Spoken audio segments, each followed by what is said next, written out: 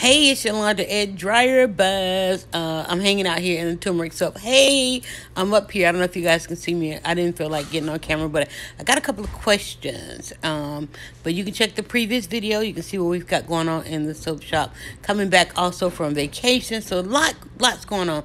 But I had a question for the handmade merchants of TikTok or any of the merchants on TikTok. I want to talk about shipping and finding that sweet spot. I really thought I had found mine. But listen, and these are good problems to have. You know, you get good videos, you get good engagement, you've got great customers on here and so forth. But it's getting ready to be spring, and that means going back to the markets, the pop-ups. So it's a lot more attention to be paid offline as there is online. And in that, you know, being a handmade merchant, you need time to make your product. You need time to ship and package and all that. So I thought I really had found my sweet spot of a schedule.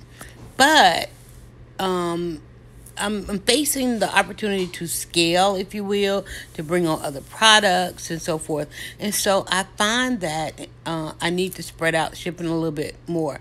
So we said, okay, we would ship on the 1st and the 15th, basically every 2 weeks. That gives me the week in between to really hunker down and to make product. And then, of course, to also be participate in the offline opportunities, the pop-up opportunities, and just think of, you know, where we want to go with this. It's really something I love, but I don't want to create any buyer's remorse. I don't want to let anybody down, and I want to make sure to get these things out. So talking to the other handmade merchants, TikTok merchants, if you're selling on TikTok and you're growing. These are growing pains, but they are pains. So they're growing pains. It's a good thing and a good problem to have.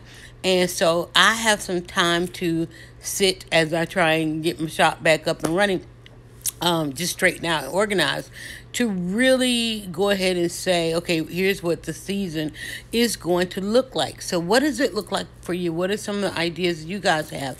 Are you getting, you know, trying to ship every week, or who's doing this stuff daily, weekly, monthly, and so forth? I know some of the Etsy, I've ordered some of the Etsy things, and they seem to have some, I don't know, I just don't know at this point. I wish there were some standards, but it seems like everybody's kind of doing what's working for them.